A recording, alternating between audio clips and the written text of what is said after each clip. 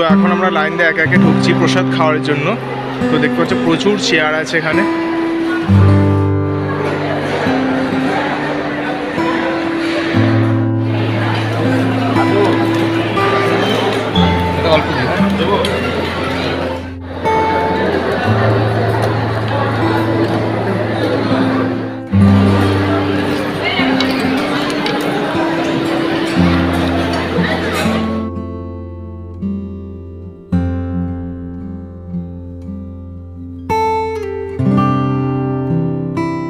Hello guys, good morning, welcome to Sanjit creation V50। আজকে আমি এখন যাচ্ছি বেলুড় মঠে। আজকের এই ভিডিওতে তোমাদেরকে জানাবো বেলুড় মঠের A to Z details. Belur মঠে 2024-এ কী নতুন নিয়ম হয়েছে, কিভাবে খুব সহজে তোমরা বেলুড় মঠে যাবে, বেলুড় মঠে কী দর্শনীয় স্থান আছে, বেলুড় মঠে কিভাবে তোমরা ভোগ প্রসাদ পাবে, ভোগ প্রসাদের কুপন মূল্য কত, এছাড়াও ভোগ প্রসাদে কী থাকে, সব রকমের details A to Z Belur মঠের ডিটেলস আজকে তোমাদেরকে আমি এই ভিডিওতে দেখাবো। আশা করছি এই ভিডিওটা দেখার পর বেলুড় মঠ সম্বন্ধে আর অন্য কোনো ভিডিও দেখতে হবে না। তো চলো আমি তোমাদেরকে পুরো প্রথম থেকে শেষ পর্যন্ত দেখাচ্ছি।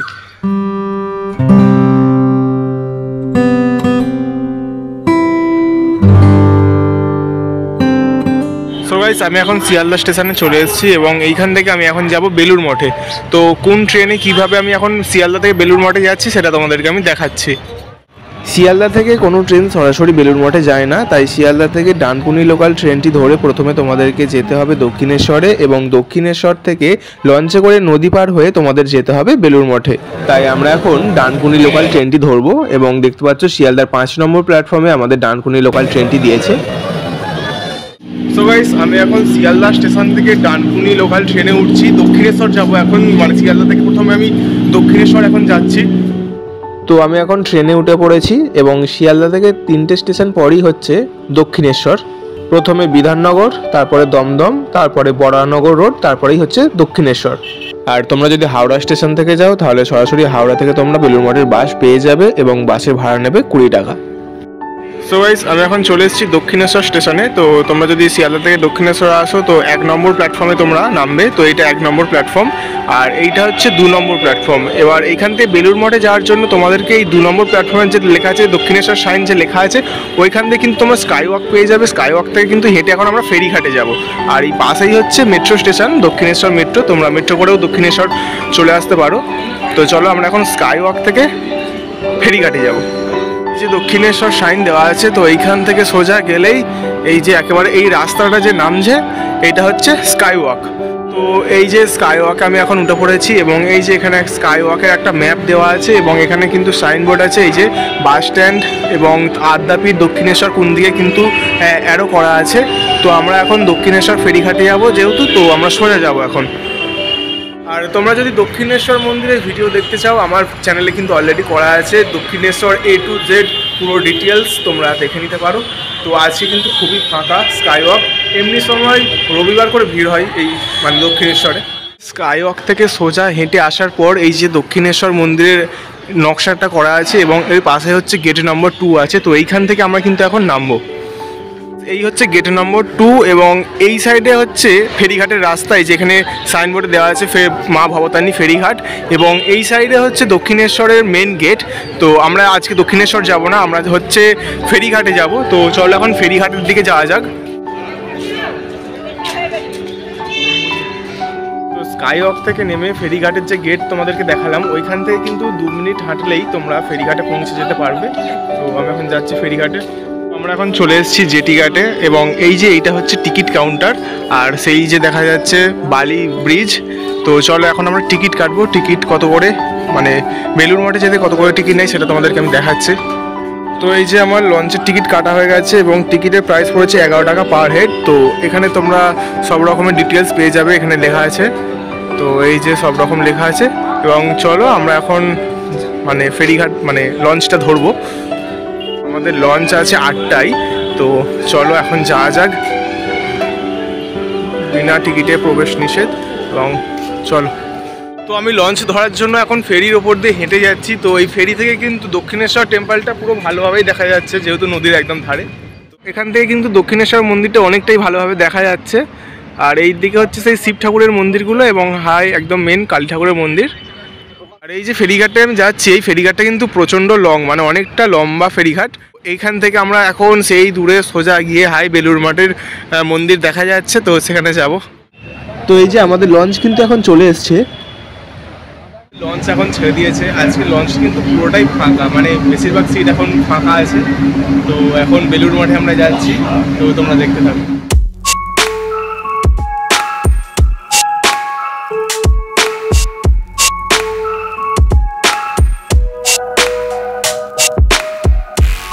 তো গাইস দেখতে পাচ্ছ আমরা প্রায় পৌঁছে গেছি বেলুড় মঠে। এই যে বেলুড় মঠের মন্দির দেখা যাচ্ছে এবং ওই যে সেইটা হচ্ছে ফেরিঘাট।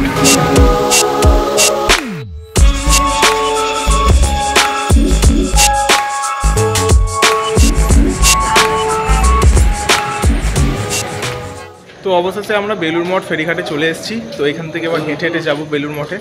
এই হচ্ছে বেলুড় মঠ ফেরিঘাটের টিকিট কাউন্টার। তো এইখানে কিন্তু টাইমিং এবং এইখান থেকে কোন কোন লঞ্চ কোথায় যাচ্ছে সেটাও কিন্তু এখানে দেওয়া আছে, তো তোমরা পড়ে নিতে পারো। তো আমরা এখন যাব এইখান থেকে, মানে এটা হচ্ছে এক্সিট। তো এইখান থেকে বেরিয়ে সামনেই বেলুড় মঠ। ফেরিঘাট থেকে বেরিয়েই তোমরা এই সাইনবোর্ডটা পেয়ে যাবে, এটা হচ্ছে রামকৃষ্ণ মঠ ওল্ড মাঠ।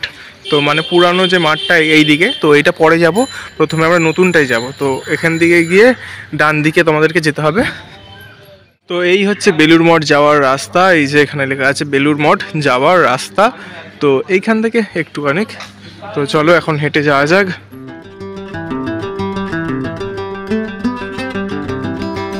সো গাইস এখন আমরা চলে এসেছি এই যে বেলুড় মঠের একদম এন্ট্রি গেটে। তো ভেতরে প্রবেশ করার আগে তোমাদেরকে আমি এইগুলো দেখিয়ে দিই। এই যে এই ঘরটা দেখতে পাচ্ছ, এটা কিন্তু জুতো রাখার জন্য। এই যে লেখা আছে নিঃশুল্ক জুতো ঘর, মানে কোনো রকম পয়সা লাগে না। এবং বেলুড় মঠে কী কী দর্শনীয় স্থান আছে সেটা কিন্তু এই চারটাতে লেখা আছে। এই যে ইংলিশ এবং বাংলা দু রকমই লেখা আছে। এবং 1 থেকে 11 পর্যন্ত এতগুলো কিন্তু দর্শনীয় স্থান আছে বেলুড় মঠে।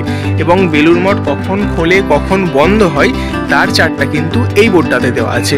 এই যে সকাল 8টা থেকে 12টা পর্যন্ত, আর বিকাল 3টে থেকে 7টা পর্যন্ত। তো এই হচ্ছে টাইম টেবিল। তো চলো এবার আমরা ভেতরে প্রবেশ করব। তার আগে আরেকটা জিনিস তোমাদেরকে দেখাই। এই যে এই সাইডে একটা পুরো ভিউ ম্যাপ আছে, মানে এতে ছবি দিয়ে সব রকমের দর্শনীয় স্থান হচ্ছে এখানে কিন্তু দেওয়া আছে। এই যে দেখতে পাচ্ছ।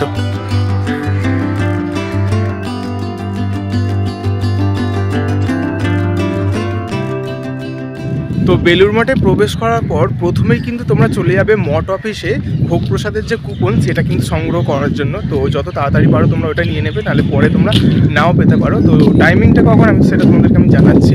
যে শ্রী রামকৃষ্ণের মন্দিরের ডান দিকের এই রাস্তাটা ধরে সোজা গেলেই তোমরা মঠ অফিসে পৌঁছে যাবে। তো বেলুড় মঠের এই যে মেন মন্দির তোমরা দেখতে পাচ্ছ, এর পাশের যে রাস্তাটা, এই রাস্তা দিয়ে এসেই তোমরা এখানে পেয়ে যাবে মঠ অফিস। এবং এই মঠ অফিস থেকেই কিন্তু তোমরা যে ভোগ প্রসাদের কুপনটা সংগ্রহ করতে পারবে। তো এই যে এখানে একজন বসে আছে, ইনি হচ্ছে ভোগ প্রসাদের কুপন দিচ্ছে। তো চলো কুপনটা আগে নেওয়া যাক। সো গাইস এই মঠ অফিস থেকে আমি এই যে ভোগের কুপনটা সংগ্রহ করলাম। এবং এই কুপনের জন্য নির্দিষ্ট কিন্তু কোনো মূল্য নেই, তোমরা খুশি হয়ে প্রণামী হিসাবে যা দেবে সেটা ওরা নিয়ে তোমাদেরকে এই কুপন ভোগের বা প্রসাদের কুপন দিয়ে দেবে। এবং এই যে কুপন দেওয়ার টাইমিং সেটা আমি জিজ্ঞাসা করলাম, ওরা বললো যে 11টা পর্যন্ত এই কুপন দেওয়া হয় এবং 11টার পর থেকে এই কুপন পাওয়া যাবে না। তো আগে তোমরা এসে প্রথমেই এই কুপনটা সংগ্রহ করে নেবে, তারপরে হচ্ছে বেলুড় মঠটা ঘুরবে।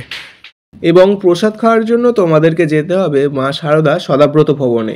এই যে দোতলা ঘরটা তোমরা দেখতে পাচ্ছ, এটি হচ্ছে স্বামী বিবেকানন্দের লিভিং রুম।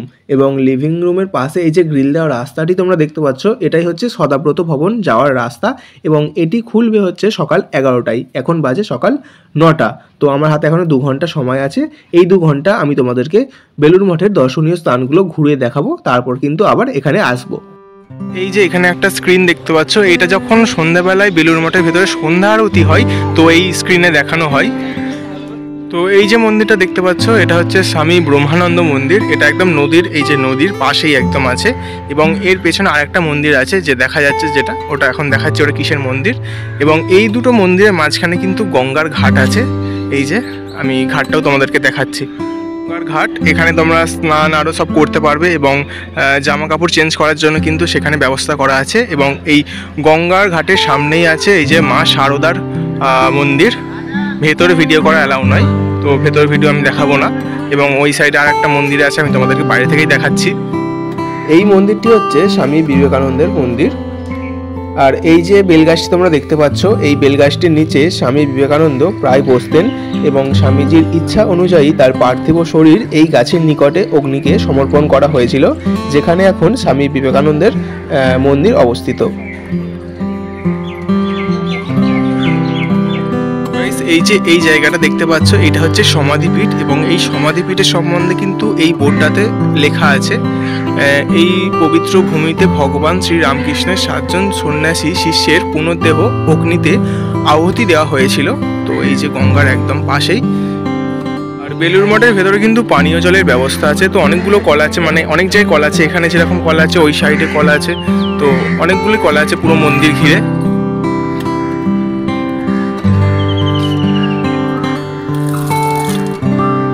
আমি এখন মাঠের মধ্যে বসে আছি। মা শারদা সদাব্রত ভবন অর্থাৎ ডাইনিং হল এখন খুলতে দেরি আছে, তাই আমি এখন মাঠের মধ্যে বসে আছি। এবং আমার পেছনে যে দেখতে পাচ্ছি একটা প্যান্ডেল হচ্ছে, সামনেই হচ্ছে রামকৃষ্ণের জন্মতিথি, সেই উপলক্ষে কিন্তু এখানে অনুষ্ঠান হবে, তাই প্যান্ডেলের প্রস্তুতি চলছে।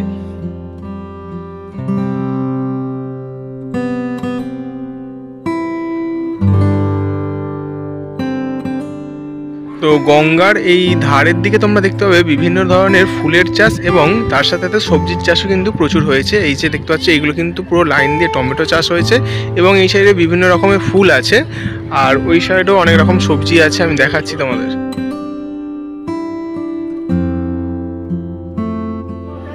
সো গাইস, এইটা হচ্ছে স্বামী বিবেকানন্দের আম গাছ। এই যে নিচে বোর্ডে ডিটেলস দেওয়া আছে, দেখাচ্ছি আমি। এবং এর পেছনে, মানে আম গাছটার পেছনে যে এই ঘরটা দেখতে পাচ্ছ, এটা কিন্তু স্বামী বিবেকানন্দের লিভিং রুম অর্থাৎ বাসস্থান।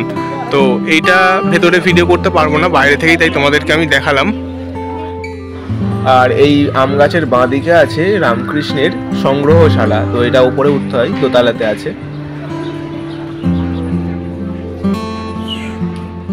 তো এখন বাজে সকাল 10:30 এবং প্রসাদের জন্য কিন্তু অলরেডি লাইন পড়ে গেছে। তো এবার আমিও লাইন দেবো এবং যাব এখন মা শারদা সদাব্রত ভবন অর্থাৎ ডাইনিং হলে। তো দেখতে পাচ্ছ গেটের সামনে ওরা কুপনটা কিন্তু হাতে নিয়ে নিচ্ছে এবং নিয়ে তারপরে একে একে প্রবেশ করাচ্ছে। আর মা শারদা সদাব্রত ভবনের প্রসাদ খাওয়ার জন্য কিন্তু বেশ কিছুক্ষণ হেঁটেই তোমাদেরকে যেতে হবে, 2 মিনিটের মতন। গঙ্গার পাড় দিয়ে নির্দিষ্ট রাস্তা দিয়ে হেঁটে কিন্তু ডাইনিং হল বা মা শারদা সদাব্রত ভবনে তোমরা পৌঁছবে। তো অবশেষে আমরা চলে এসেছি মা শারদা সদাব্রত ভবনে। এই যে সাদা কালার 4 তলা বিল্ডিংটা তোমরা দেখতে পাচ্ছ, এটাই কিন্তু মা শারদা সদাব্রত ভবন। তো এখানে কিন্তু এখন রঙের কাজ চলছে, তো ওপরের কাজগুলো চলছে, নিচের তলা কমপ্লিট হয়ে গেছে, তো সেখানেই কিন্তু খাওয়ানো হবে।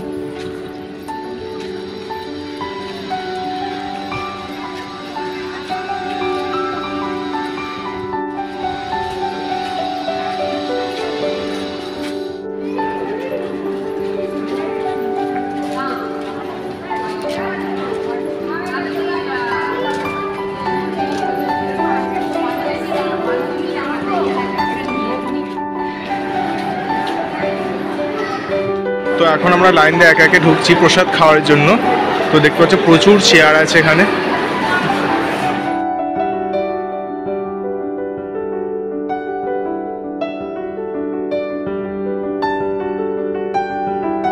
তো এখন আমি খেতে বসে পড়েছি। এবার আমি তোমাদেরকে দেখাবো প্রসাদে কি কি দেওয়া হয় এবং কিভাবে সার্ভ করা হয়, সেটা আমি তোমাদেরকে পুরো প্রসেসটা দেখাচ্ছি। তো প্রথমেই চলে এসেছে খিচুড়ি, আর আমি কিন্তু সঙ্গে করে কন্টেনার এনেছি বাড়িতে নিয়ে যাওয়ার জন্য। তো তোমরা চাইলে টিফিন কৌটো কন্টেনার আনতে পারো বাড়িতে নিয়ে যাওয়ার জন্য।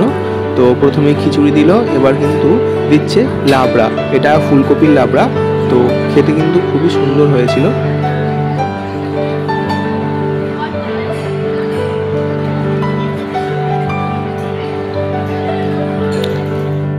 এবার চলে এসছে জল। তো তোমাদের গ্লাসের জল শেষ হয়ে গেলে সঙ্গে সঙ্গে কিন্তু ওরা জল দিয়ে যাচ্ছে।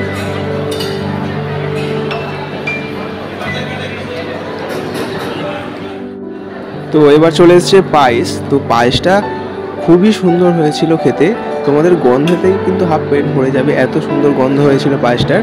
আর এরপরে কি আসে তোমাদেরকে দেখাচ্ছি। তো এবার চলে এসছে চাটনি। চাটনিটা কিন্তু তেঁতুল আর টমেটো মিশিয়ে করেছিল, চাটনিটাও দারুণ খেতে হয়েছিল। তো তাহলে প্রসাদের মধ্যে টোটাল থাকছে 4টে জিনিস: খিচুড়ি, লাবড়া, পায়েস, চাটনি।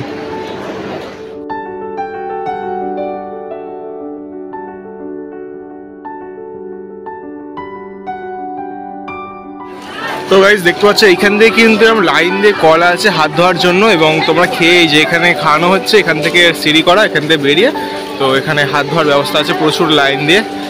একসাথে 100 মানুষ হাত ধুতে পারবে এখানে। তো এই যে এইটা হচ্ছে এক্সিট। তো এইখান থেকে এখন আমরা বেরোবো। তো এই গেটটা থেকে আমরা বেরোলাম।